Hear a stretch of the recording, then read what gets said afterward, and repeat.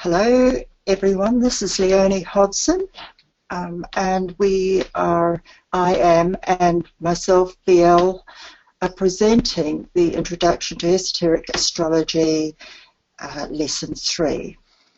And so welcome to our attendees, and hope that you enjoy this third series in our astrology instructions.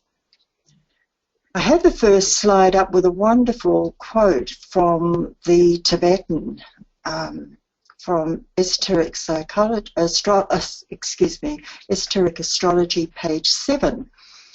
And the quote is, "The ancient wisdom teaches that space is an entity, and it is with the life of this entity and with the forces and energies, the impulses and the rhythms, the cycles and the times and seasons that esoteric astrology deals."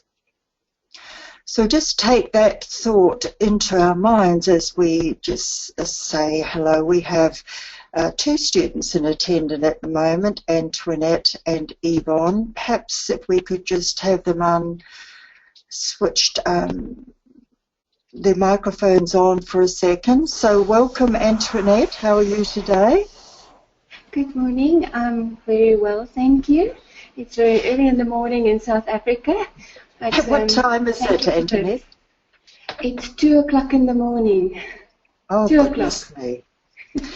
Oh, dear. And so welcome being along. And Yvonne, welcome to you as well. What time is it in the US? I'm in Pittsburgh, Pennsylvania, USA, and it's 7 p.m. Eastern Standard Time.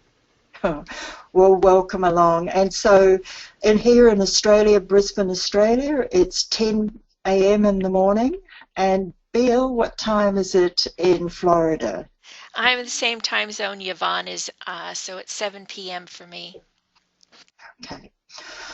All right. So just pondering then this most wonderful quote, which really helped expand my consciousness, my sort of inquiring consciousness in space as an entity. I remember when I read this and I went out, I used to go outside in the evening and look at all the stars and ponder it. And the thought that came to mind is that space, the canopy of the heavens is really space, and it's an entity. And in a sense, I thought to myself, I'm looking at the physical body of deity, of the universe. And all the planets, all the solar systems, the suns, all the galaxies are but chakras, major and minor, within this great form. And I had a really spiritual and very expansive experience every time I did that, and I would ponder this particular quote as I went outside, and I thought perhaps others may have had some similar experience. What about you, BL? How did this quote affect you, or did it at all? It did, in exactly the same way. I didn't go outside, but it was one of those things that when I first heard it, it completely blew me away. You know, you hear that phrase, but you know that we, that deity is the body that we live and breathe and have our being in his body, and you don't really put that in context until you can recognize in your heart, in your mind, that space is an entity. And that's how all of the, well, you know, as astrologers, we call it the music of the spheres, but it's the, how the planets as chakras and the solar systems as chakras and this great entity's body, you know, how that all works, how it works out. Yes, it's really amazing. And Anne Chrysis, welcome along to the webinar. And does anybody else have any thought at all about this particular quote? We also have Astrid who's assisting us with this program. Please, Astrid, if you have any thoughts, just come in. But Anne, Antoinette or Yvonne, have you come across this quote before? Do you have any comments, even if you have not come across it before? If so, just put your hand up if you'd like to comment on it. The amazing thing about it, Antoinette, yes, what thoughts have come to your mind? The thought that comes up to me, as you said earlier, we are but a little microcosm in this macrocosm. It makes us feel so small, but yet so expansive with the universe. And that is right. And the feeling that I used to have went outside was I was connected. For it really realized down on a very physical level, I was connected to God in this way. Otherwise, we realize that normally we think, well, we can't see deity, it's on a higher plane, it's more subtle than that. But when I read this quote and I had this experience, I really felt for the first time physically there was some tangible evidence, or at least this quote put the thought in my mind that on a very physical level you can actually see a part of God, and that's the way that's the experience that I have, that I was looking at the mantle and the body of deity when I looked up at the star. So quite a mystical experience. So I thought that would be a wonderful way to start our seminar this morning. So if we could go to the next slide then, please, Astrid. And on this next slide, I've just summarized some of the important points. Just click it again, thanks Astrid, and again, two more times, and once more. And so we have here that another way of looking, can you go back please, Astrid? So we have here on this slide, just summarizing, but I've emphasized the Ascendant or Rising sign because that is the aspect of that we're going to be focusing on this morning, or this morning Australian time. And so as we know, we have been emphasizing all through the course that you are doing in Great Quest and also in these seminars that we work with the moon sign, which represents the past, the prison of the soul. We work with the sun sign, which represents the present, personality, goals, and says so much about our personality nature. And that we work with the ascendant or rising sign. And this quote from esoteric astrology reads this way: the ascendant or rising sign, it indicates the intended life or immediate soul purpose for this incarnation. And so we know that somehow in the information that we can glean from our rising sign, it's telling us something about our immediate soul purpose, what we need to do to become more soul conscious, how we need to express ourselves, the qualities that we need to develop and express. And so that from that first part of the quote, we get that information. Then it continues. It holds the secret of the future and presents the force which, rightly used, will lead the man to success. And so I wanted to discuss that a little bit and just try and go a little bit deeper in that. What does it mean? It holds the secret of the future.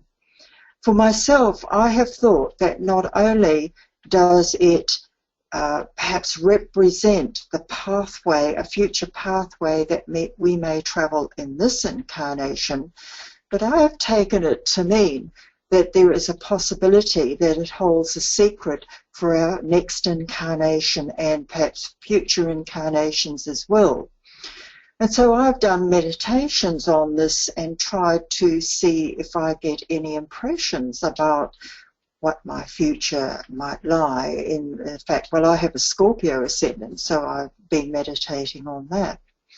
So that's one aspect, and I don't know if anybody else has pondered these type of thoughts as well, but definitely I believe that the key to a future incarnation ties up with that, and I'll come back to that. Well, no, I'll say it now. For myself, what I have thought it might hold is it tells us a little bit about what the soul may want to do in the next incarnation as well. So in this life, we are being asked to develop the qualities and the skills associated with this, with our rising sign, because in the future incarnation, it might be linked to a future incarnation. It could be a profession that we might have in the outer world, but more definitely for me, I think it might be tied up with the future work that we will be doing as souls and for the ashram that we belong to as well.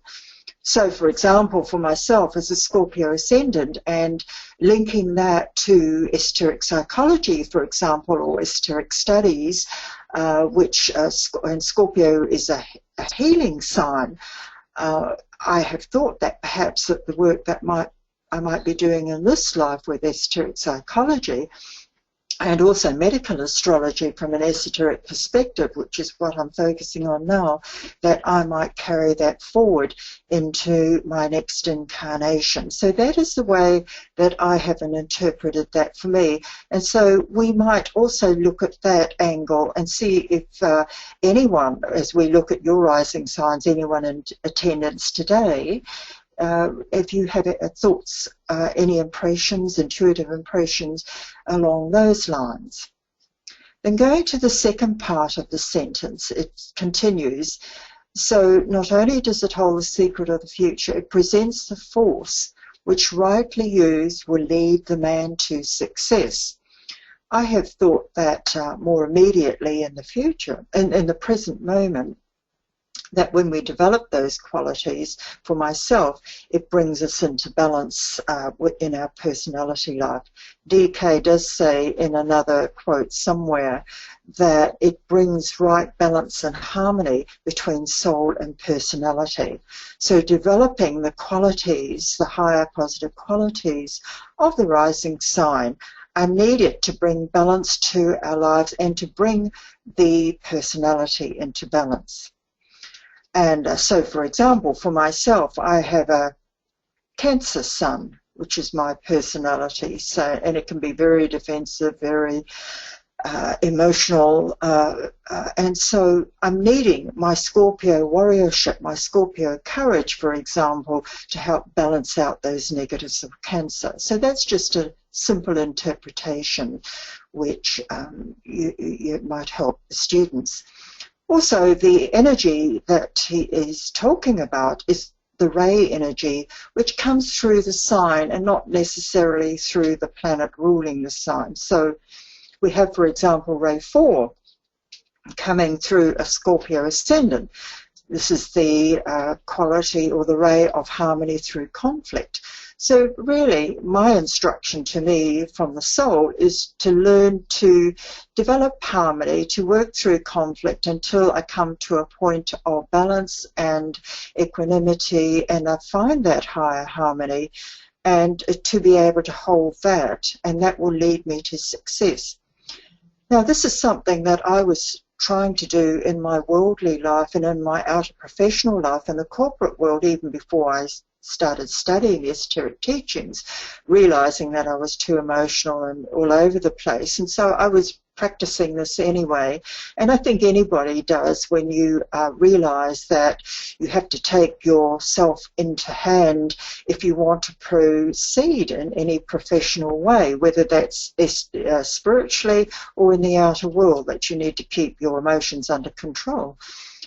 In a way, this is a real instruction which is telling me this, that again, that bringing those, developing this harmony within yourself will lead not only to worldly success, but also to spiritual success. And as we know, once we develop that inner harmony, it enables the soul to come through and to impress us, our minds, and come through into our life. And so this is the way that I have interpreted that part of this quote. Then he goes on, it represents the sattvic or harmony aspect of life and can produce, well, here's the quote, and can produce right relationship between soul and personality in any one incarnation. It thus points the way to the recognition of the force of the soul. So in a way, I've covered that already. saying it does produce the sattvic or harmony aspect. We know that in the gunas of in Sanskrit we have tamas, which is inertia, we have raja, which is action, and we have sattva, which is harmony. And in fact, those three gunas, or methods or modes of energy and how they express themselves, can be related to the three levels of consciousness of those who are really focused in their moon signs, which is tamas or inertia, focused in their personality sign, which is more rajasistic, or starting to focus in their rising sign, the energy of the soul, which brings about sattva or harmony. So I think this is an amazing quote, and I would like to hear your thoughts. What thoughts come to your mind as we ponder the quote or anything I may have said? BL, do you have anything that you would like to add? Well, I guess one of my first experiences with esoteric astrology was Alan Oken's book. And he referred to it as soul-centered astrology. And I thought that was, that stuck with me, that was a very good way of putting it, even all these years later, having actually read esoteric astrology and working with it, I still like the way that he put that. So it's interesting to look at it in this perspective and to think of it as the future. Like you said, something that not only is going to build in this life as we hope we gain soul consciousness and are actually working for the purpose of our soul, but something that we're going to carry with us to the next life and more, because we know the soul, our soul ray carries forward with us. Our personality ray may change, but our soul ray isn't going to. So that's also important. Mine is Gemini. So I think I've found my little niche here with the teaching that I do with the Great Quest and Meditation Quest, and I find that I really love that. My Leo Ascendant was good, or I'm sorry, my Leo Sun was good for me when I was pursuing my career path. And that brought me a lot of places, and more importantly, it gave me a lot of skills. So that when I did start my soul work, I could use those skills to help with the work that I'm doing in the Moira Federation. And I think that's all very Gemini. My sun is in my Gemini house. It's in the 3rd house. So I think there's been a relationship between the two of them all along. Not that I put 2 and 2 together until, much later in life, when I really had the time to sit and pursue esoteric astrology and the Alice Bailey books. So that's how I see the Ascendant working out, at least mine. Thank you. And would anyone else like to comment? Okay. Oh, Yvonne, yes, what thoughts have come to mind? First of all, I'd like to say I'm sitting here in the snow, freezing in Pittsburgh, Pennsylvania, and I'm looking at you sitting there in a sundress. It's really, I've got the air conditioning on as well, Yvonne. Where are you? Where are you? I'm in Brisbane, Australia. Oh, Australia. Well, I guess it must be summer there. Anyway, the way I look at this is it holds the secret of the future. I'm not that far advanced that I'm looking into the next life or incarnation. I'm still working on this one. And so the secret of the future, to me, means this lifetime. I'm taking it like at this lifetime. I can see where you're talking about future incarnations, but I'm not there yet. And presents the work which, rightly used, will lead to a man's success. So I'm still working on this lifetime, and my Ascendant is Virgo, and my Sun is in Libra. So with the Ascendant in Virgo, it's all about purification, and that's what I've been doing. I'm on the probationary path, and it's all about purification, and that seems like what I've been doing most of my life. I've been through different healing courses. I've been in, this is my 4th year in Moria, and it's just working on the different layers of the onion, one layer after another. That's right, and thank you for that. We may as well just go a little bit more deeply into that, the Virgo as well. Remembering that there are 3 levels to every sign, of course, and you would be working very much on the soul level, which is moon unveiling Vulcan. And Vulcan is the planet most associated with purification, as we know. Vulcan was really, I get this great image. He was the forge of the gods, the blacksmith of the gods, and used to beat the metal, and of course, and is really related to Taurus as well. And the beating of the metal, it's I want to ask you, Yvonne, have you felt at times that Vulcan has been beating you into shape? Well, Taurus is my moon sign, and there we go. In my earlier lifetime, I was in. I have alcoholism. I don't drink anymore. I'm in Alcoholics Anonymous, so we will keep that anonymous. But that's was an escape. But that's one of the things that I had to work on with purification. I knew that wasn't my soul's purpose, and that isn't what God intended me to do. And the smoking the same way, and it's just one addiction after another. And this is just different steps in the purification of my physical, emotional, mental, and body. Yes, and the higher ruler of Virgo is Jupiter, which is Ray 2, more the Ray 2. So it's really interesting, and and it's also I think that for myself, I wonder at times how much of these higher energies, to what extent do we get affected also by these higher energies, and the sky's the limit at the moment. With you working on the soul level of Virgo and having Vulcan coming through, which is Ray 1, that will really colour you and your personality, as well as doing that in a necessary purification work. But also Jupiter is the higher ruler of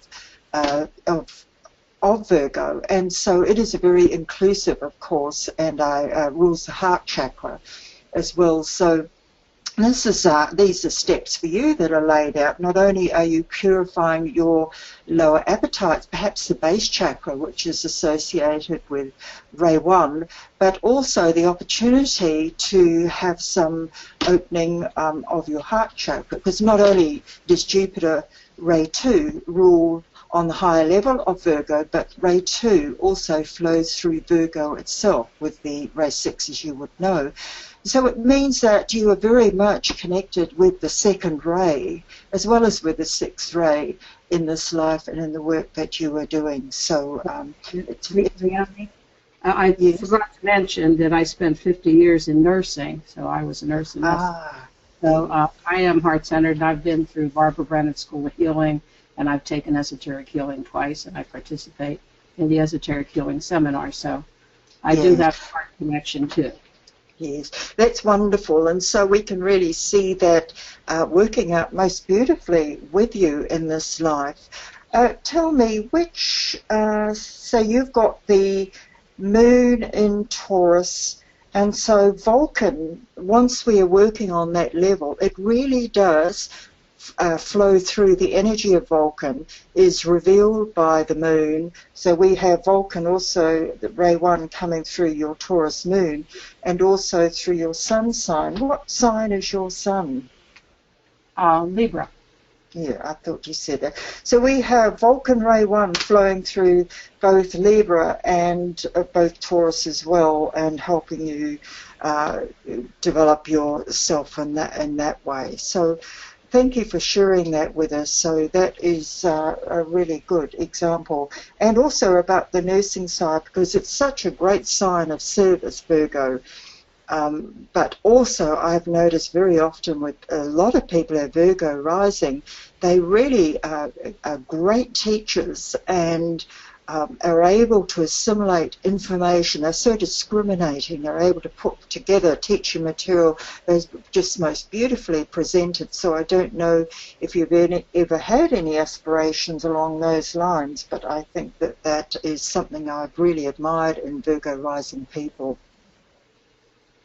The other thing I know about Virgo is FDR had Virgo rising, and so did Winston Churchill. And so it's just the most great sign, and they brought through the discriminating element. They were both first-ray souls, of course. They had that first ray flowing through Virgo, learned to be very discerning and discriminating. They were the leaders that led the Western world through the prickly morass of the Second World War, and so that Virgo, and helping you to be very discerning and perceptive and picking the right moments and timing, was such an essential part. So it is a great sign. So thank you for sharing with us, Yvonne. You're welcome. Antoinette, and then we can share your rising signs later as we get towards the end of the seminar, but thank you, Yvonne and Marion. Next slide, please, Astrid. And so I thought that we would have a look at the soul word. So for here, this is just some of the information that I draw upon when I'm doing a reading. So for each of the moon, sun, and rising signs, I use the labors of Hercules for each sign to give me a little bit of information about the person that I'm dealing with. In my own regard for my Scorpio rising sign, for example, well, I use the Scorpio labor of the Hydra, which gives me an understanding of what I'm needing to overcome and deal with. I use the personality words for the moon and sun signs, and we will, on the next slide, I've got these words, the personality words and the soul words for the sun and the ascendant sign. So I've got those. I use these words a lot. In fact, I probably use them more than any other symbology when I'm doing readings or when I'm interpreting anything. These words are the instructions given to us by our guiding solar angel as we re-enter incarnation in each of the signs. They set the trend of the personality life and the heights to which inner man soul can inspire to. So if we just click over to the next sign, and I'm sure that next slide, thanks Astrid, and I'm sure that you are all very familiar with these soul words and the personality words.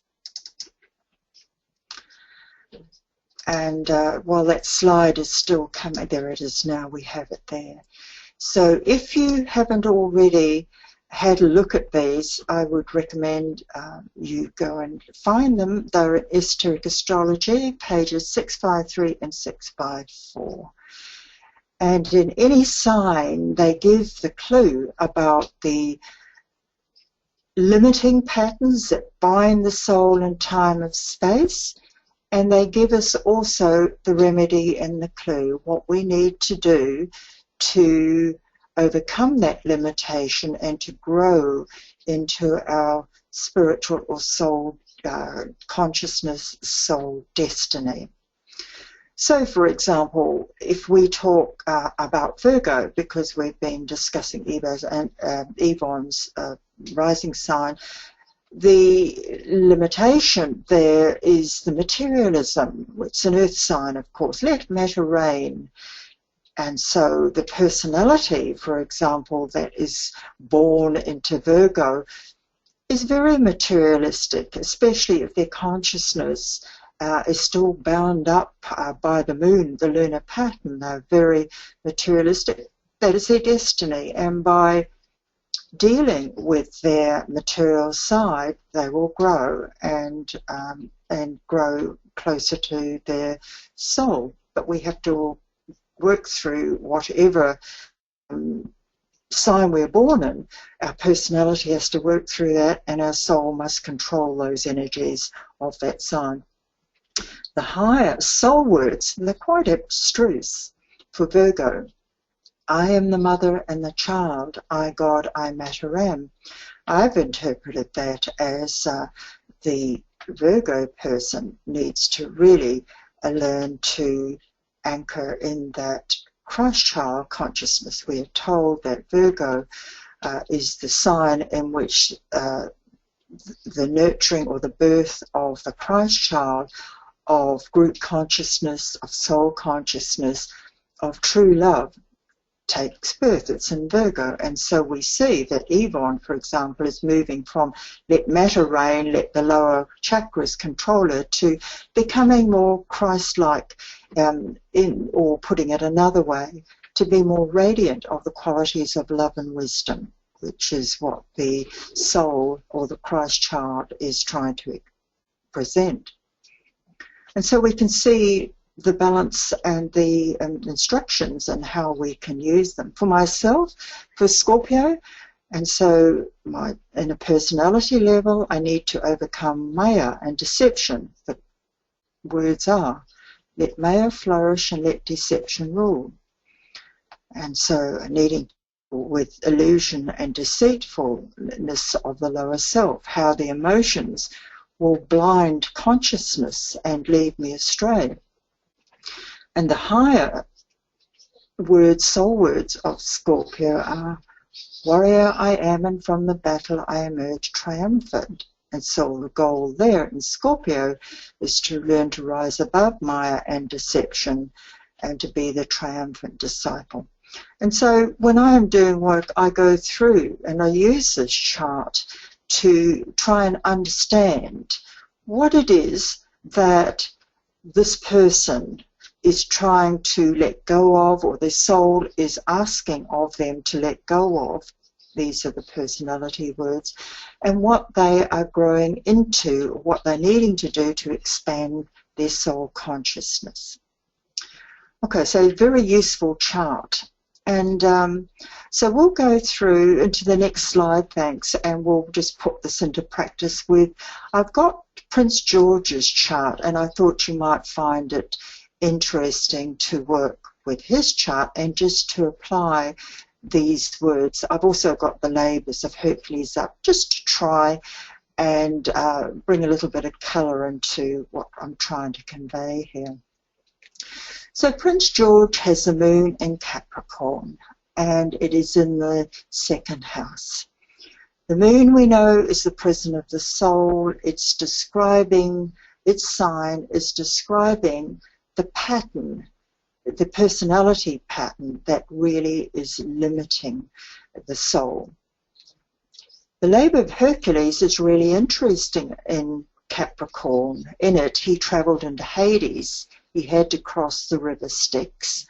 When he got into Hades, or the underworld, he killed Cerberus, the three-headed dog. Then he freed Prometheus, who gave man the gift of fire. So it's quite a complex myth, that particular one. But into really my understanding of the myth, that if we go into Hades, and it's really in Capricorn, relating it to Capricorn, in this particular myth, the Capricornian person is bound by materialism. It's an earth sign. It is perhaps the Tibetan, I think, said somewhere it's most materialistic of all the signs. And so, but it's a very powerful sign. Ray 1 is very powerful in it.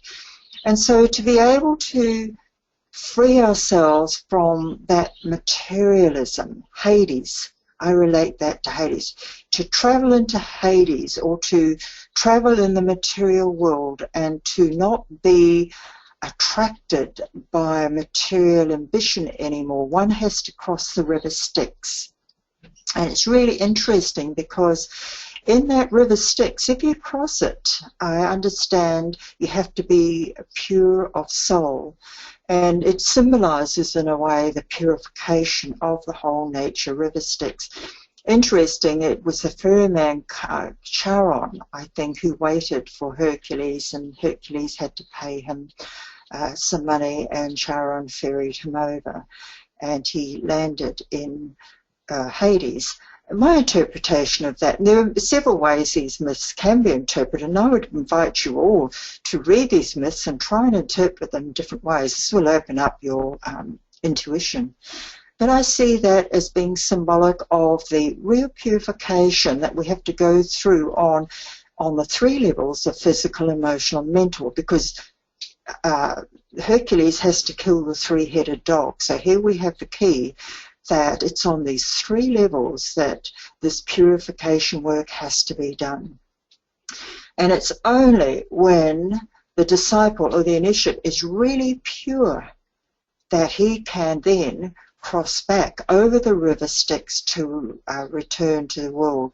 In this case, it's not to the material world, but it's the key of going into the higher Buddhic plane, the higher spiritual levels. When we have purified ourselves to that extent, our consciousness is free to focus and be focused on those highest mental higher Buddhic planes, Atmic plane even. And so that's how I read that part of the myth. Then freeing Prometheus, showing that service is the great goal, of course, of all the signs eventually. And give the man of the gift of fire. I see the Lord of Karma, who is so powerfully ruling in Capricorn, is we receive good karma, not that we look for it, but by that great act of courage and of benevolence that Hercules performed when he went to free Prometheus. He got this gift of fire, which is tells so much about karma and the laws of karma and that, etc. So that's just one way that I interpreted that particular myth. And so for Prince George, really needing, it's an opportunity for him if he lives up, and we'll get perhaps a sense of whether he's at the aspirant level. The Tibetan does say that before you do a reading for anyone, you try and get a sense of where they stand on the path.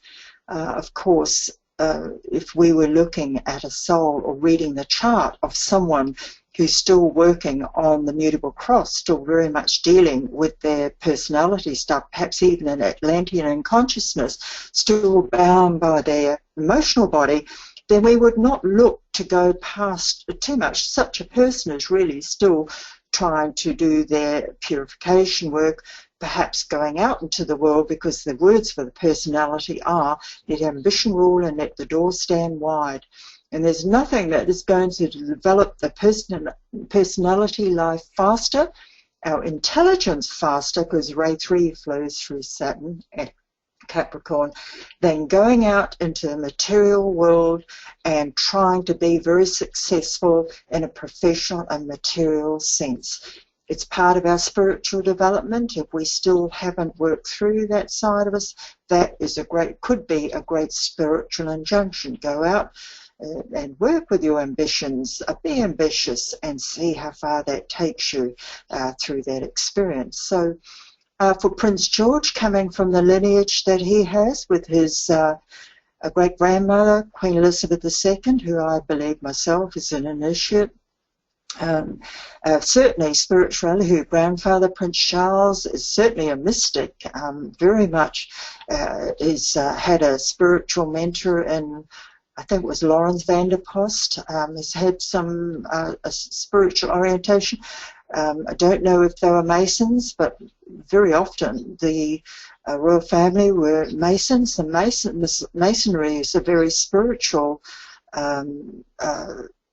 path as well. I have been a co-Mason in this life and had a real sense about the wonderful symbology rituals that take place in Masonry, and so he has this spiritual lineage. So I would say that he's most definitely an aspirant, perhaps a disciple, perhaps definitely at that stage aspirant disciple, and who knows whether he is an initiate. Only really his future life work when he gets to be an adult will reveal whether he is at that level or not.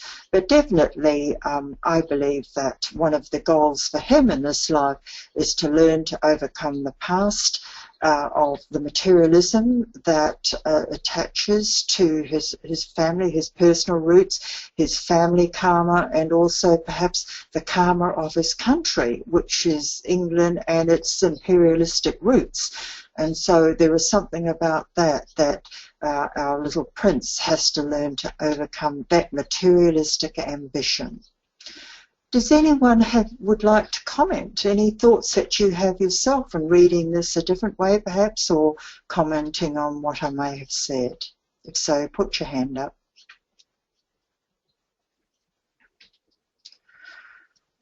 Okay, well, we'll go to the next slide and we will look at... Oh, yes, Astrid. Can I take you back a little bit, please? Yes. You were speaking about modes, and you spoke about you try and establish where on a path a person is when you're giving them a reading. Yes.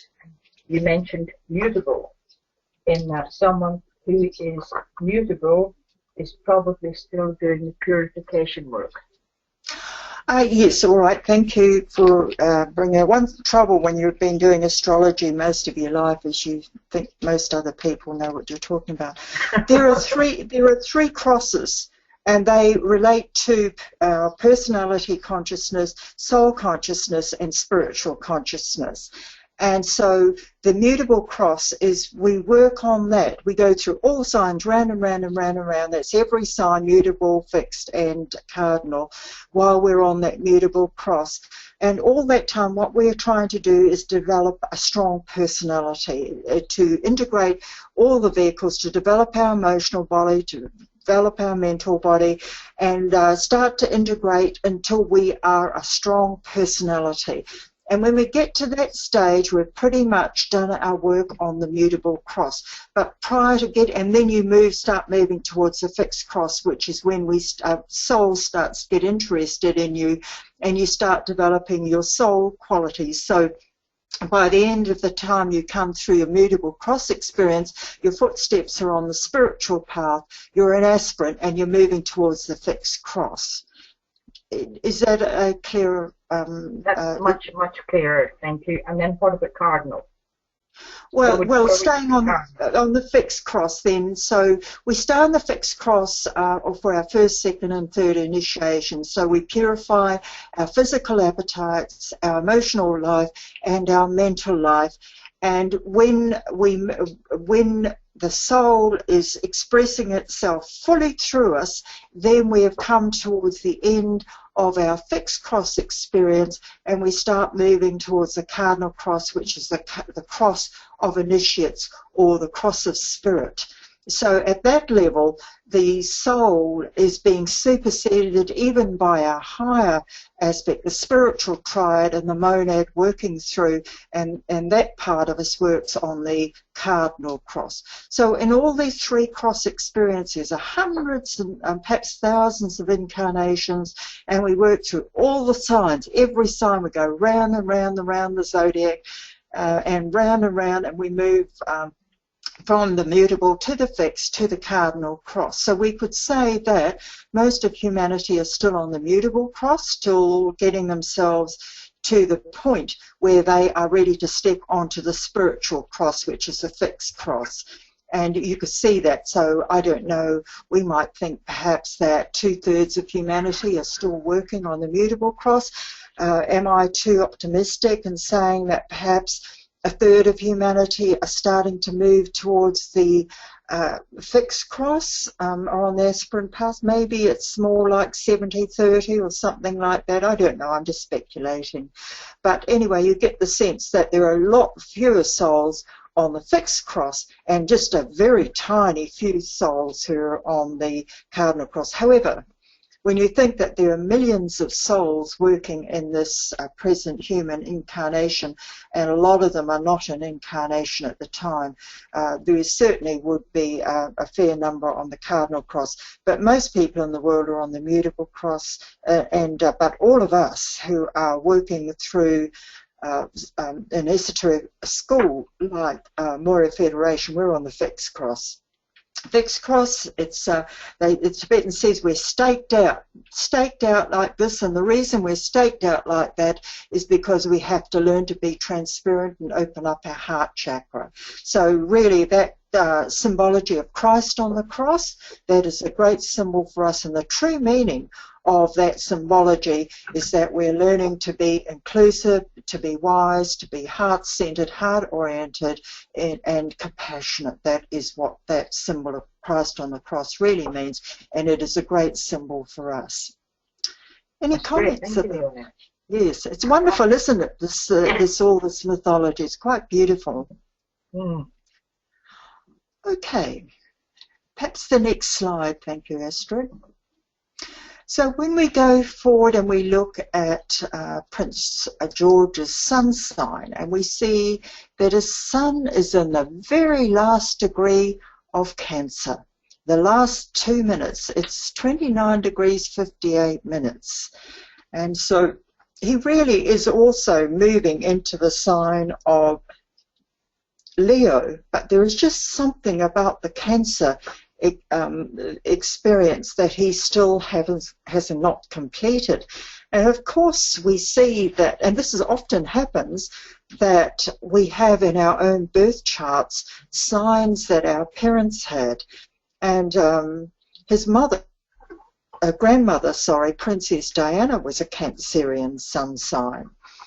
And I think his father also, if I'm William, I think is also a Cancerian sun sign. So we have another Cancerian sun sign.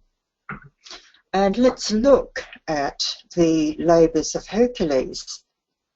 Hunting the sacred doe, taking it from Artemis and Diana, then taking it to the temple of the sun god. So that was the mythology. So we link that up with the personality words of Cancer, which is let isolation be the rule, and yet the crowd exists. And the higher goal, I build a lighted house and therein dwell.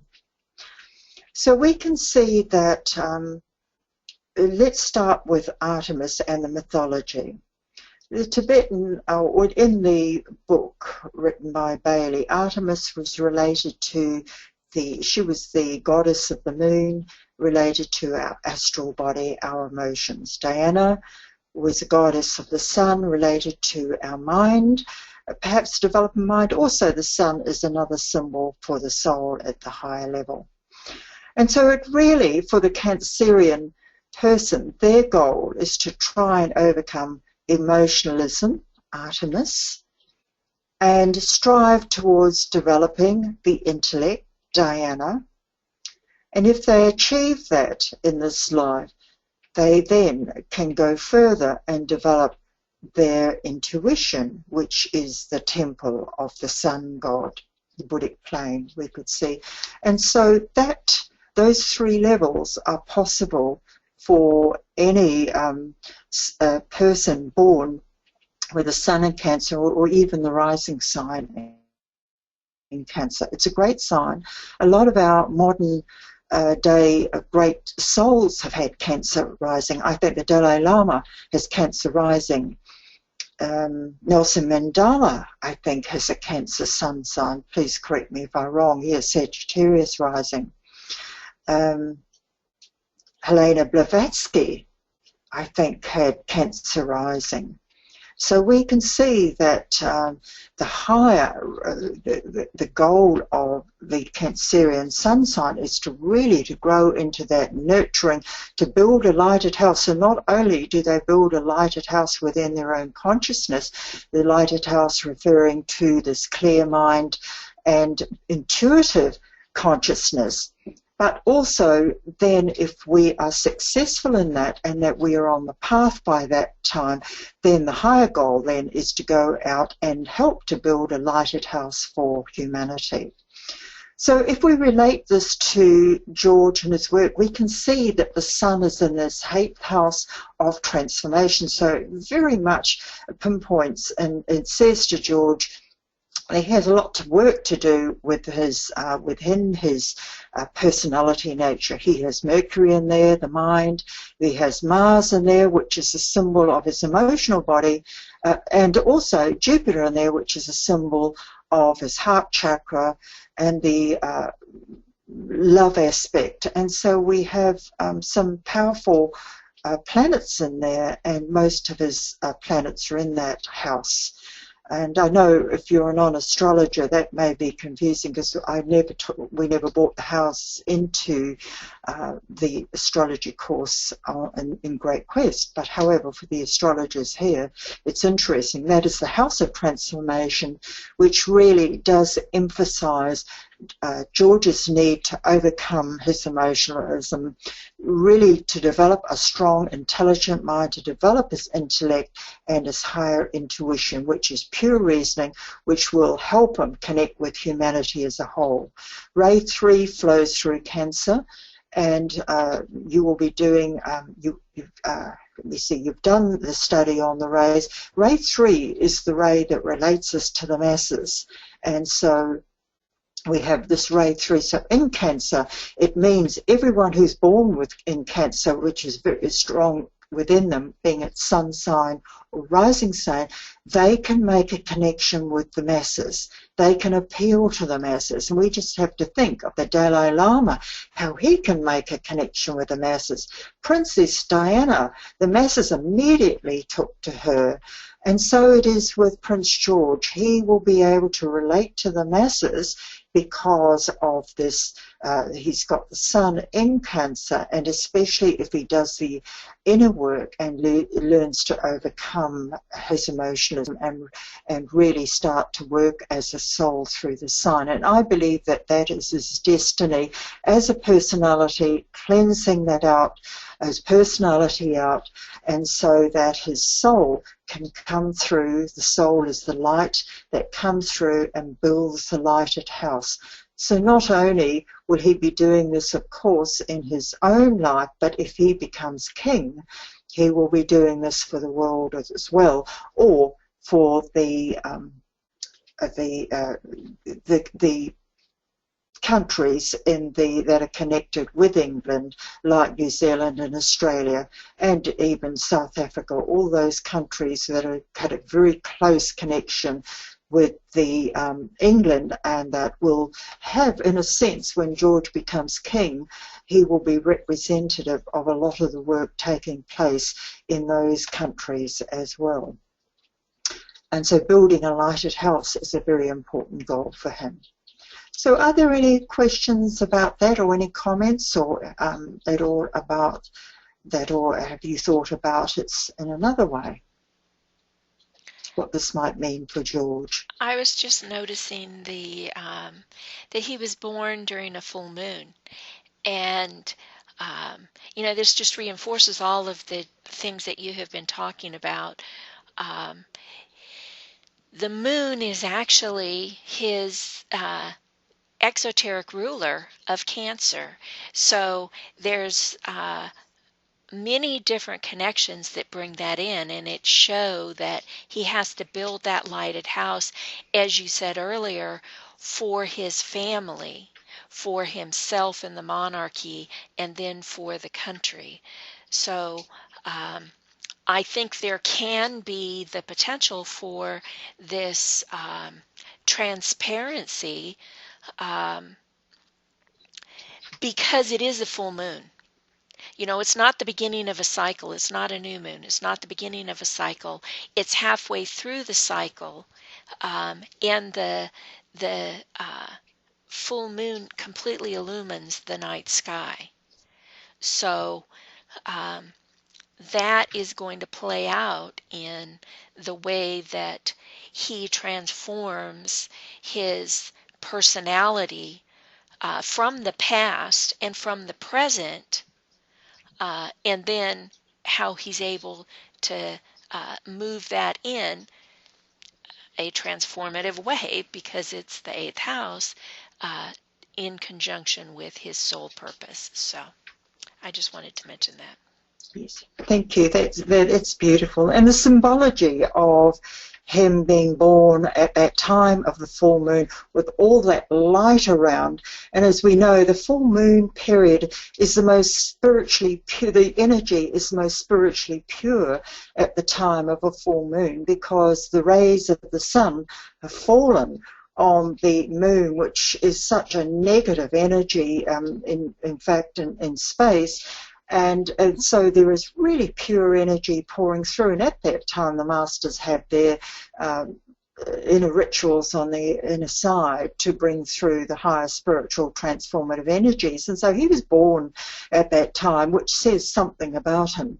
Already his progress sun is in Leo, so he very much is growing up with a Leo consciousness, not with a Cancerian consciousness. And I think that in the world we will see Prince George as being coming forward and giving a presentation of more a Leo type of personality, strong, confident, fiery, perhaps independent, and not the perhaps quite like his father was, who really does give a presentation of more Cancerian, more retiring, more of an introvert. I think we're going to see a lot more of the extrovert in Prince George, because for some reason he had to complete something, and I wonder if that had something to do with his grandmother and his father with that Cancerian touch. But he only had a touch base for, we'll put one footprint in Cancer, as it were, maybe two footprints, because there are 2 minutes before he goes into Leo.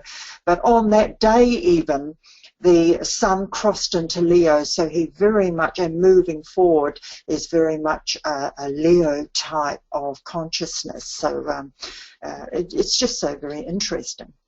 Okay, we'll go to the next slide. Thank you, Astrid. And let's look now at his rising sun. There we go. Oh, yes, Yvonne, thank you. I just love it when anyone asks questions. I wanted to ask you about the sun and Saturn and the moon. They're squaring each other there. Is there a significance there? Just a moment, Yvonne. Can you move back to that previous slide, please, Astrid? So the question was, say that again? The sun, Saturn, and the moon are square. You said he had a lot of lessons to learn, or disciplinarian. Isn't Saturn a big disciplinarian or teacher? Yes. Yes, it's very powerful, and any T-square, as we know, is a great tension pattern, a great learning pattern, because it symbolises that there are parts of the personality that aren't working well together, or are at stress with each other. In one way, we could say, with Saturn being the hub of that T-square, we have the Lord of Karma there in Scorpio, which is also his rising spiritual sign. We can see that this is a very karmic life for him, and it's not surprising that he's born at this very important time. There's so much trouble in the world. He can have a great influence for good in the world, as his great-grandmother has had a great influence, I think, for good in the world. And so his life, he does not have a lot of freedom in this life. He's been born into this family. He's probably got his destiny mapped out. It's not just for his personal life. It's for the world as a whole, definitely for the Commonwealth nations, but even perhaps further than that. Though we know that the royal family of England don't seem to have political clout. Nonetheless, they do influence from behind the scenes. But with Saturn there in that T-square, even, I see it being a very, very karmic life, that he's not free, and he really does need, his soul wants him to take the fight to his personality and to be victorious, and he will have some hard lessons. You have some hard lessons coming from the 11th house, from groups and friends, perhaps, that will help him, knock him into shape, as it were, as he deals with his personal values, moon in the 2nd house, and the more esoteric values which his soul is wanting him to adopt, to let go of his materialistic needs. Moon in 2nd house, go towards that 8th house, free himself through that great intense battle that will be taking place within him, between his soul and personality. And it won't be easy for him. With Scorpio rising, which is a hard sign, and with Saturn and Scorpio and monitoring everything that he does, and the monitoring will come from his friends and the groups that he associates with. So it will be very interesting in the future for us to observe the type of friends he attracts around them. Of course, a lot of them will be from the aristocracy, because, I mean, you grow up with that. You will probably go to Eton. So, and Saturn is a old ruler of Aquarius of the 3rd house. So schooling is going to be his education, formal education. He's going to suffer a lot from it because Saturn is influencing his school life as well, and Saturn is not soft or gentle, as we know. And that, so very, very difficult. But out of that struggle and out of that fiery cauldron, because Scorpio is the greater burning ground, out of that all the negatives of the personality will get burnt up. This is the best that we can hope for, and he will emerge victorious as a very strong, intelligent, stable, strong, there's all the positives of Saturn person he will develop that very powerfully. Thank you. Yeah, okay. All right, and the next slide then, as we go on and we look then at his rising sign, which is and what we're going to try and get out of that. So here's Scorpio. And interesting, he has, I've talked about this a little bit, these combinations, because I've talked about myself. I have the Sun in Scorpio, and I have Scorpio rising as well. I didn't intend it this way. I chose the Prince because he's such a really interesting subject to talk about. But we have here that he has the mythology of the Hercules surrounding Scorpio is that Hydra. So exactly what I was saying just previously about the hard knocks that he is going to experience when he goes to school. Well, that's doubly emphasized because he has Scorpio rising and all these 9 heads, for example. And the ruler of Scorpio is Mars and Pluto, the rulers are. And so what his soul wants him to do is to, out of this burning ground, out of all these hard knocks, to emerge the warrior, to fight, to very much fight, and to come out victorious. In this, he is very different from his father, who is a Cancerian sun and Sagittarius rising. Prince George has Scorpio rising, which is the sign of the warrior. It's in the 3rd decan, so very much the warrior. He's developing this. He's very strong. It tells me in the 3rd decanate that he's done a lot of this preparation in fighting the lower nature within himself in previous incarnations. Otherwise, I believe his rising sign would be in an earlier degree of Scorpio, but it's in the 3rd decanate, and decanate is 10-degree lots, and it's in 27 degrees, so it's getting very towards the end of it. So there is what his karma is asking him to do, there is what his soul is asking him to do. Warrior I am, and from the battle to emerge triumphant. And so there we have it. Now, and so he needs to, we talked about the Hydra myth before. In Scorpio, the warrior has to learn to raise his consciousness up from the mire and the mud, not fight on the level, but go up into his soul light, go up into the mind, illumined by the soul, and from there to fight the Hydra, and only then will he be able to defeat it. In the mythology, one of the versions, Hercules actually lifted the Hydra out of the mud, breaking its connection with the mud and the astral plane and the lower planes that give it life. It's symbolic of the personality having its link with the lower self broken, lifted up into the light, and it died in the light of the soul. So we can see there a hint of the 3rd degree, which this is what happens at the 3rd degree. The personality is lifted up and it dies in the light and the power of the personality. However, this myth is more symbolic of fighting the emotional body, the 2nd initiation. And so we can get a real strong sense about, just summarizing, I'm going to deal a little bit more with the actual rulers of the Ascendant. But so our summary is here. He's moving from an Earth sign in Moon. So he's having to deal with this materialism, the material things that hold him. He's needing to move towards water. The Sun in Cancer. Get in touch with his emotions. Start to purify his emotional life. And then also moving towards water, the great sign of discipleship, Scorpio, and learn to really rise up and control his emotional life, and from the light then direct his world affairs. And so on a personality level, that is what he is being asked to do for himself. Both rulers, or no, one of the rulers of the rising sign, Mars, is in Cancer, which is just another indication of the battle or cleansing to be taken place in his solar plexus chakra, in his emotional life. The other ruler on that level, Pluto, is also in Capricorn, retrograde, of course. So we get a real emphasis here of the great polarities of Cancer and Capricorn and the work that needs to be done between those two polarities.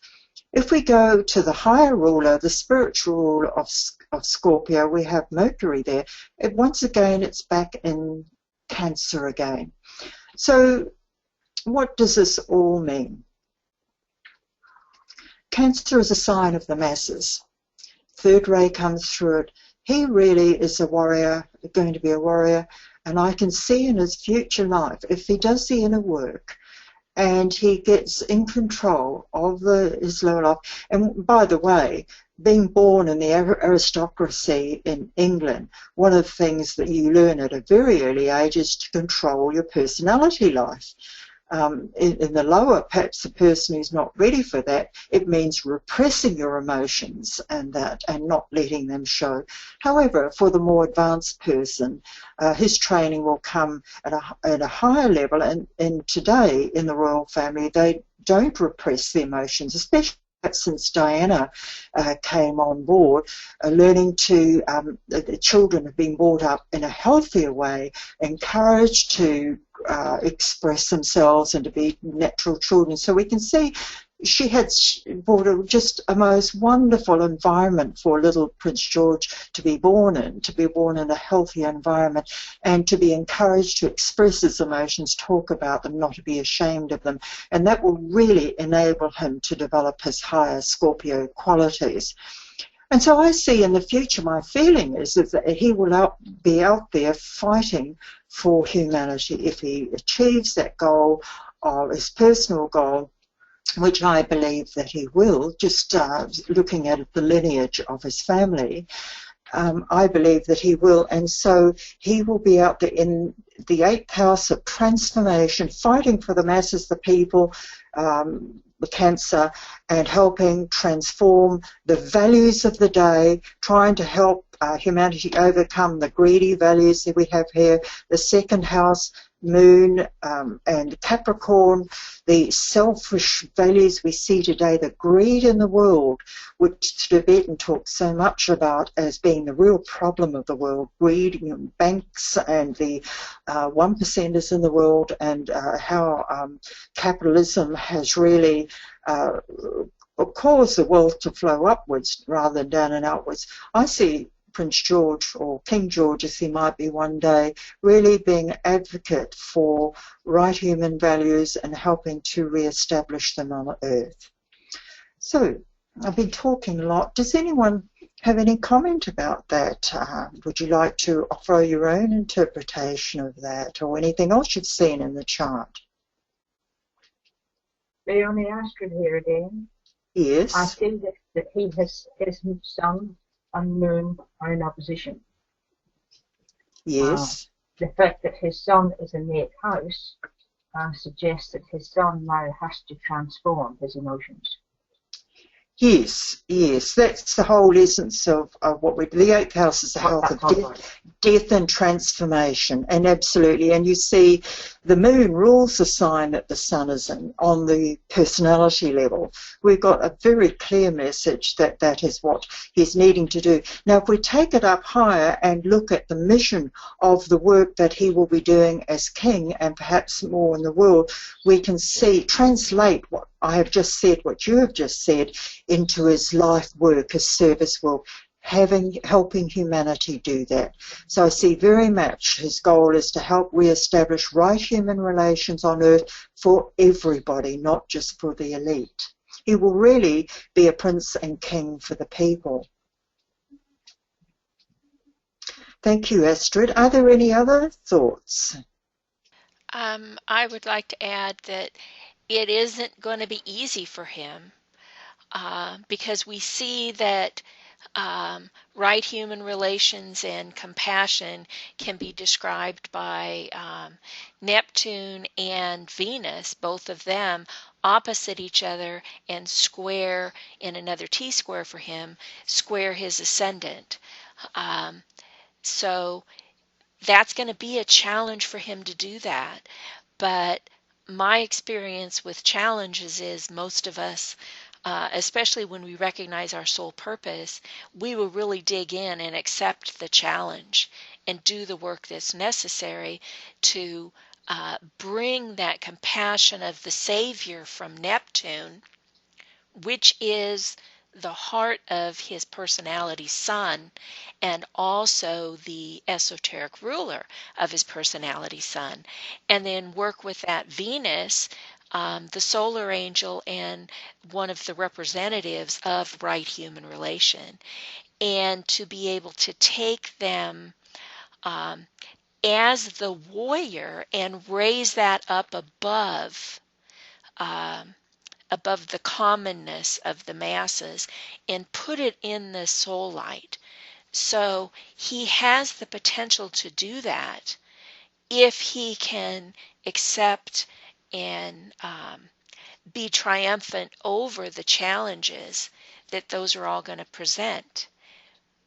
But it's interesting how that works out. His esoteric ruler, his soul ruler of his sun, fitting in with that soul purpose in that T-square with his ascendant. Yes, thank you for pointing that out. The other thing is, of course, we have a kite, and Venus is at the point of it. Right, if you right, bring it's at the in, top. so we have a triangle with a grand trine with his Jupiter, Mars trining Saturn, trining Neptune, which will really help him. So I remember when I was talking before about the T-square from Saturn, Moon and Sun. Well, this will help soften that experience because the triangle, of course, is an easy flow of energy. So he will get great support from Saturn, mentors, teachers, who knows. And also a tremendous courage, because one point of that triangle is in that Mars-Jupiter. That's tremendous Martian courage. And we have the ruler, one of the rulers of his rising sign, Mars, in there with conjunct Jupiter, all its power expanded, giving him tremendous courage, but also compassion, because we have, as you pointed out, we have Neptune there. But at the peak of it, we have Venus, and she's in her detriment in Virgo. But still, all that is saying is the soul is bound in matter and materialism. If he is successful in his battle, then the soul will be freed from that, and Venus will, shine a light. But it's a powerful chart and a lot of potential in it. And I agree with what you say with hard aspects. I've never seen anyone who's on the path who doesn't have a chart full of hard aspects, because I think at that stage the soul is asking us, it's all about purification, cleaning up our act, and so the hard aspects show us where our stuff lies and where we need to focus on. So thank you for that. He's got a lot of hard aspects. Any other comments about that? I also wanted to add, you reminded me, I always look at the trines as a benefit that we've earned in a prior life, but we can take them for granted and we sit back and don't use them. But it's always the hard aspects, it's the squares that I think of as that swift kick in the pants that gets us, it forces us to use those. That's in our toolkit for us to be able to use. As you said, they're going to soften, they're going to assist him with the work that he needs to do when he accepts those challenges. And I think he's got the potential to do that. It'd be so interesting to watch him grow up. Yes, thank you for that. I'm just looking at all the sextiles around this chart. I'm not sure, there's one missing, or we would have a six-pointed star. There's no sextile linking up into Taurus, but there could be a asteroid there, of course, but it's just so interesting. So let's go to the students. So what do you think on what we have covered here? I know we covered a lot, and it hasn't perhaps more than I intended to go, but do you have any thoughts at all about Prince himself or what we've covered so far this morning?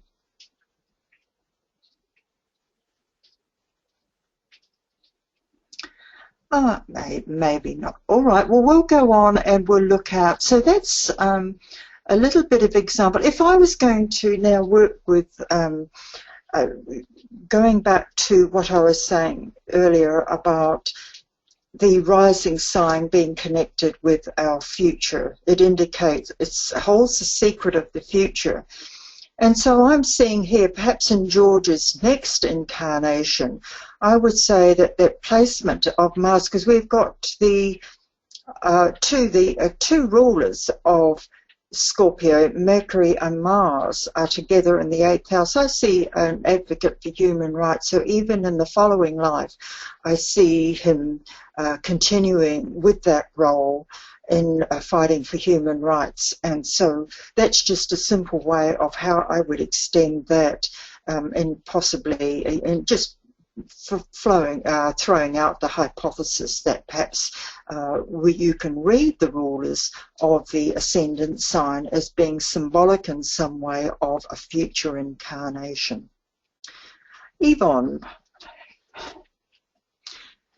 BL, can you unlock? Thank you. Yvonne, what do you have to say? When you're doing this, BL used to take an arrow, somebody takes an arrow, and just show us because it took me many minutes to find the kite, and then I'm looking for the T-squares, so maybe I'm not the only one who can't find these. That would help us if you'd show us where they are.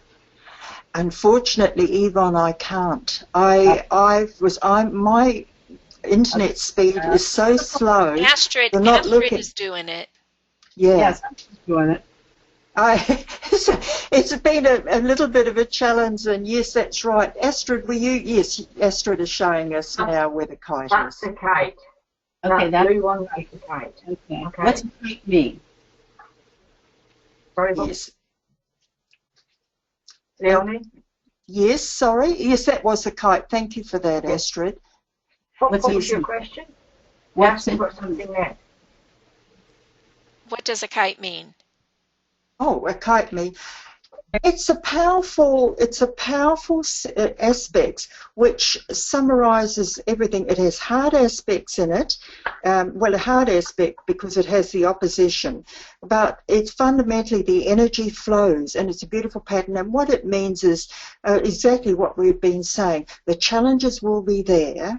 But if you work to overcome those challenges, you will leave your mark on life. You will have, it's a great success pattern, a potential success pattern in life. And if you look at the kite, it's such a beautiful pattern. And so it does symbolize in a way anyone who has a kite that they it potentially can do something with their life and they leave their mark on life. And it depends upon the level of consciousness as to whether that mark might be on the good side or on the negative side, of course. But that is generally what the kite means. And the triangle in it and the easy and the top of the kite shows that the energies really flow in a harmonious way. So it will not be too difficult, the kite suggests, to overcome the limitations, because you have the grand trine, the energies flowing, the universe really, and people will help you achieve your goals. It's really like, I think you referred to it, BL, as being some good karma. This is the way I would. A trine is saying you will receive assistance, you have earned it by right. So that is a way that a kite can be interpreted. The T-square, on the other hand, I believe that the T-square is the mark of a successful people usually have T-squares. Can you just mark out a T-square, please, Astrid, between Saturn, the Sun, and Moon? So we have, there we have Saturn going to the Sun and down there and down to the Moon. There's a T-square. And so we have three hard aspects, and the only more challenging aspect than that is a grand cross, and when you have a planet, in this case it would be planet opposite Saturn and Taurus, and then you would have it, and it really symbolises a great challenge. And when people have grand crosses, I've found it's very hard for them often to overcome the limiting patterns that symbolises. But T-square, I believe most successful people in life have a T-square in their chart. Or, putting it another way, if you have a T-square in your chart, you are going to be so unhappy with circumstances, so not content with what the circumstances of your life are, that you are going to work really, really, really hard to make changes. And that's why I say that hard aspect, T-square, usually is such a motivation to get us cracking, because we're so unhappy with the circumstances we find ourselves in. And so that symbolises with George, there's going to be something that he finds in his life that, because you've got a couple of T-squares, he's not going to be content. And it is that discontent that is the key, Mars, in a way, that sets us cracking and working to try and change our conditions, change our environment to one that we are more harmonious, we feel more harmonious within. So really interesting. Astrology is such a beautiful science. So that's what we see with the T-square. Leoni? Yes, pardon? I wanted to mention that he actually has two kites, because Pluto is at the apex of his second kite, because as you pointed out, he's only missing 1 point to have that six-pointed star. But we have a comment from Anne, and she says the kite isn't yet a square, so is it relevant? Well, it's a different configuration than a square. The kite is made of the two sextiles from Venus to Saturn and Venus to Jupiter, Mars. And then it's made of the grand trine, the grand water trine that he has there. So those are the opportunities and the benefits, but it ties into the T-squares that Leoni was just talking about and that I talked a little bit about earlier. And so that's what makes it so powerful, is the opportunities and the benefits of the kite work directly with the challenges and the stress of the T-squares that he's got there. Thank you, Bill. That was well said. Okay, we'll move on. We're sort of running out of time. So now we've got, we've come to the section, part of this webinar we said we would look at the rising signs of students. So Yvonne, we've had a look at yours, but Bibi, Antoinette or Anquistis, would any one of you like to have us look and do a little interpretation on your chart? Put your hands up. Antoinette, all right, can you tell me what your ascendant sign is, Antoinette? I've got Pisces ascendant and Sagittarius sun.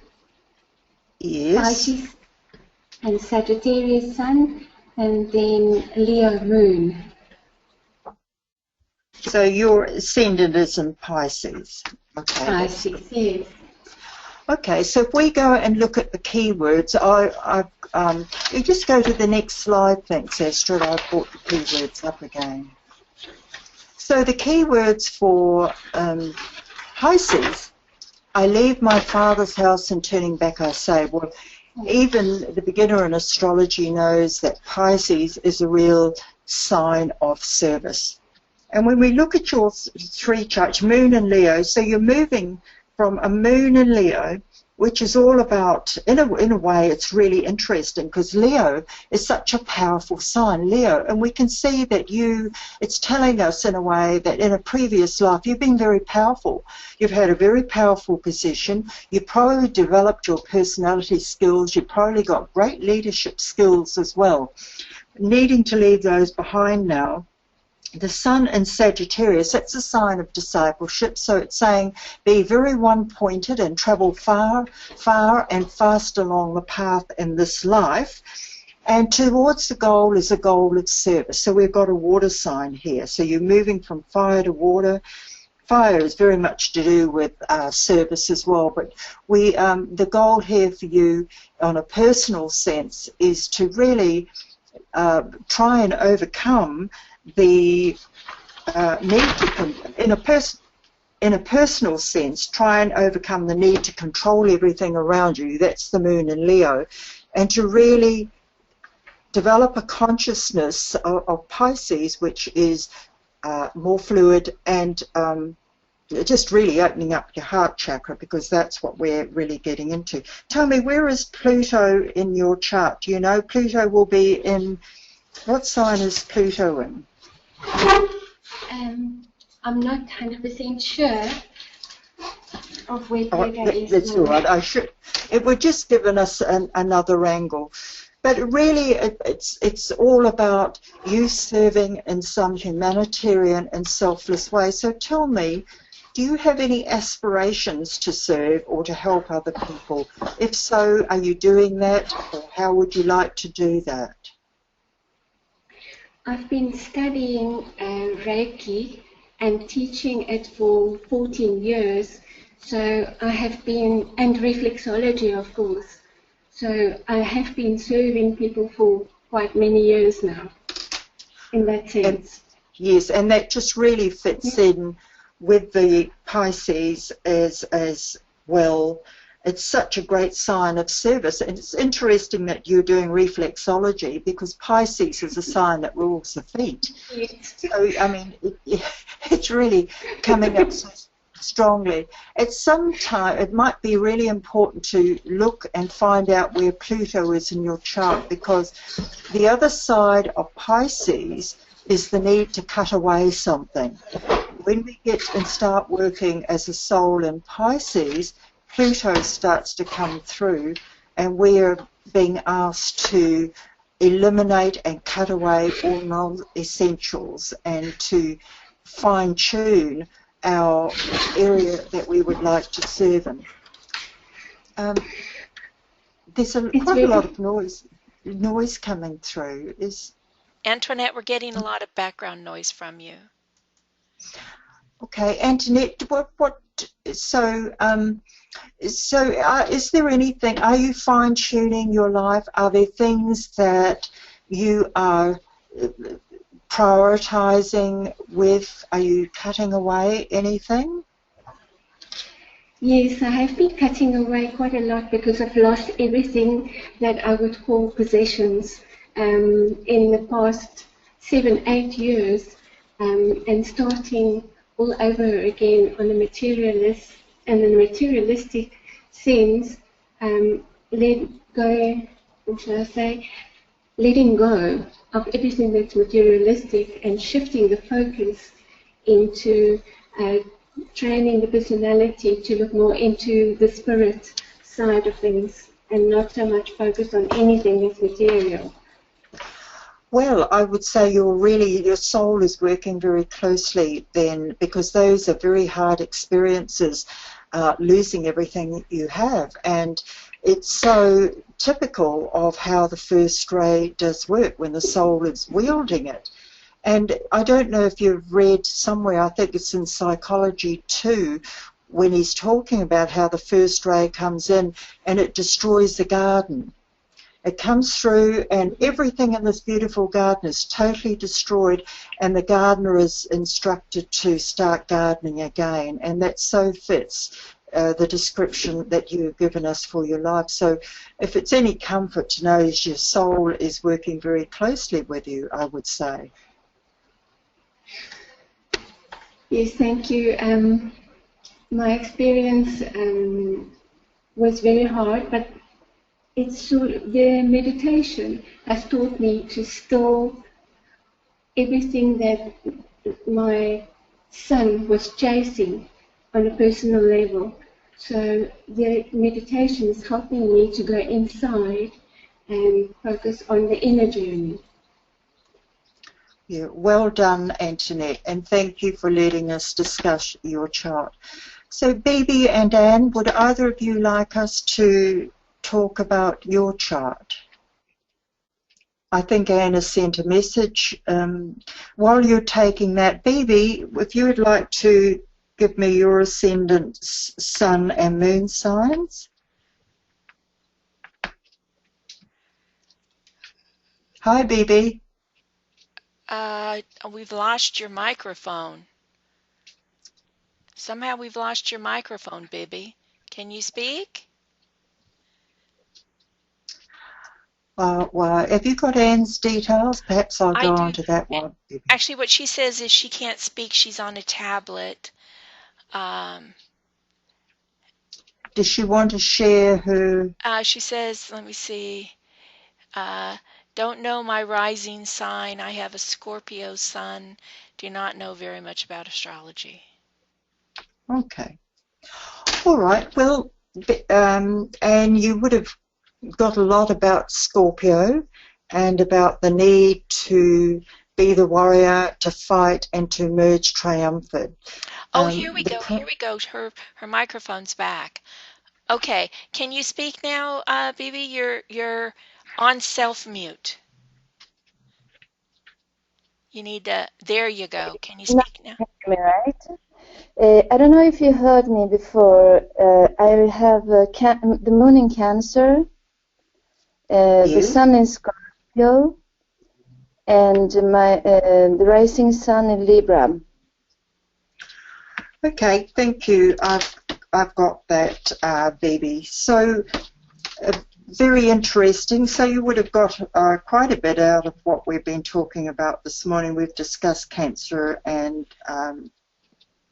Scorpio quite widely. But it says that the need to overcome... Oh, BL, would you like to do this, please?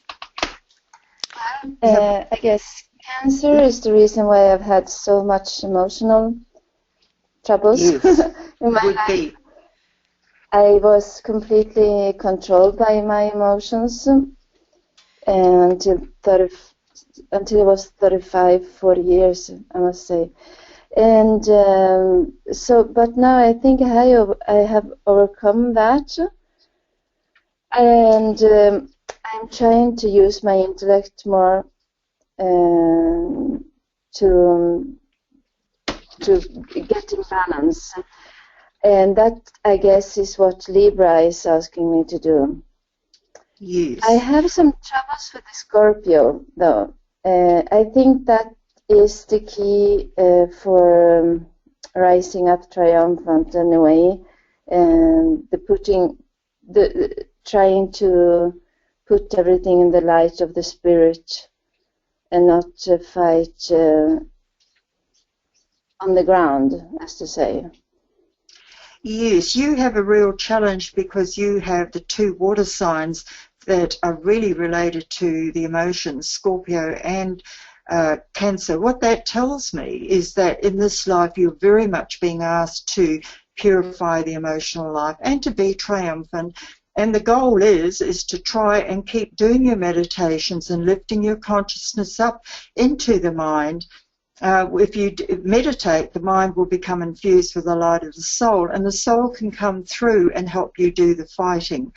And so I had that combination as well, a slightly different arrangement, but I have found that that was only, meditation has been the real successful key to helping me overcome the emotional and desire nature, because meditation allows the soul to come through and give you advice and to help you. And Libra, the whole goal, of course, is to find inner peace, balance and harmony. And so that is your real goal. And anyone who has Scorpio and Cancer in them, the great desire is for emotional peace, because you're also always so torn and always so, you're struggling so much with your emotions and trying to find balance, that Ray 4 pouring through Scorpio, that peace and harmony and balance is to be cherished. So that is a reward if you can really achieve that. Through Libra, Ray 3 flows through there, which is the intellectual sign. So once again, we're getting a double message, as it were, for you to really develop your mind and to illuminate through meditation, and that will help you win the fight. And so the message is very clear. The putting it into action is the hard part, baby. Yes. Yes, I think this is very true, because when I started meditation, that was when I realized I didn't have to get myself controlled by the emotions anymore. So it took a long time going through that, but now I'm starting on the intellectual part, and it's a little bit difficult because I have this past foggy intellectual long period. So, but I recognize that with meditation, this comes through and gets strengthened. Yes. Your the key words for you to help you, your mantra, is I choose the way which leads between the two great lines of force. And so at any time of difficulty, if you sound that mantra to yourself, that's your special spiritual mantra, and it will help give you that balance. There's some power in those words for you. Thank you, Leoni. Okay, thank you, Dee. Leoni? Yes? I just wanted to mention, without, one of the things I look at is the patterns and the relationships between the rulers in the chart, but we don't have that, so we can't really tell that right now. But I think it's really interesting how these two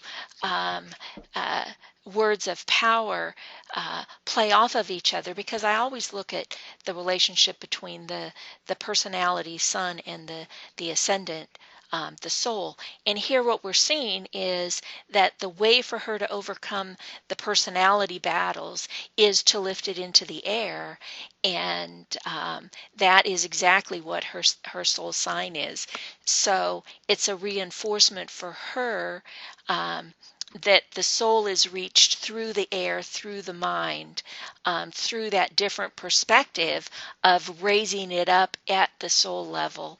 And then applying the words of power, I choose the way which leads between the two great lines of force.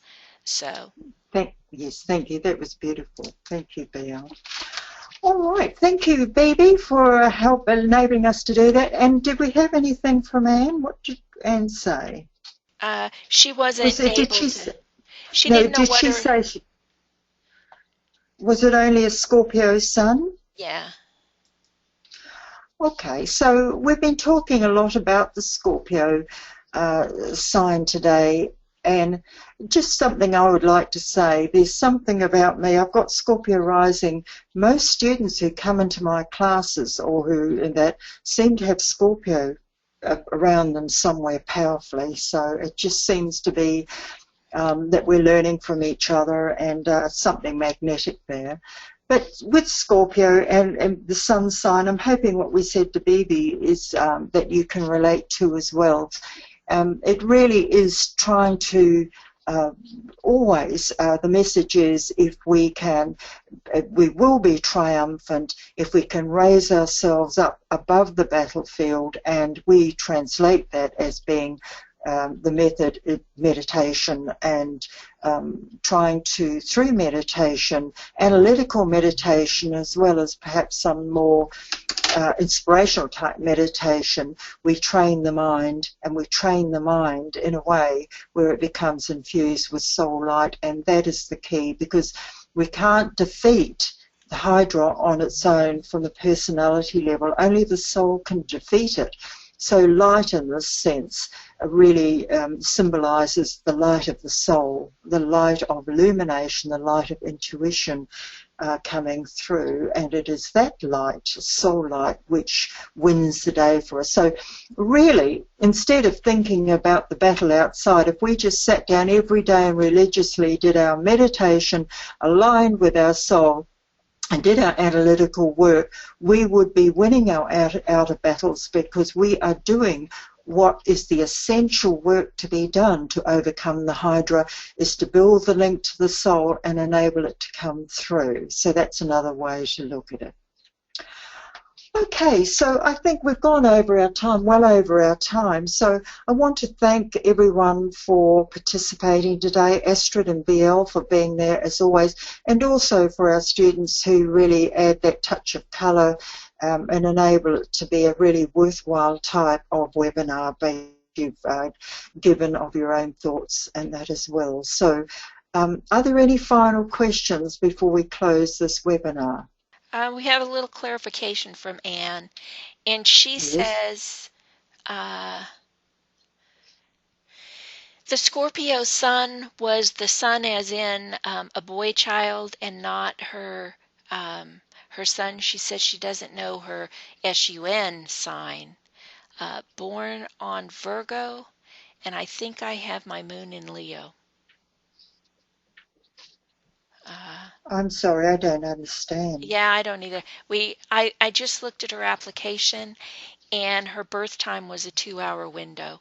So we could probably narrow down her sun and maybe her moon, but we wouldn't be able to figure out her ascendant without some kind of rectification. Yeah, we're talking about Anne, are we? Yes. And if you have any questions, you can email me later about that. So it's just not clear at the moment. Is there a final comment from Antoinette? Yes, she says she thinks her Pluto is in the 5th, 6th, or 7th house. Okay, so it just means, of course, that whichever house Pluto is in, that's where the pruning elimination work would most be taking place. So 5th is to do with children or our creative work, 6 is work, and I don't know what that other house was, but 7. Okay, so if there are any other questions that you have or follow up, you can always email BL or myself after the webinar. Thank you very much for participating, everyone, and we'll close the webinar now. Thank you. Bye, everyone. Goodbye, everyone.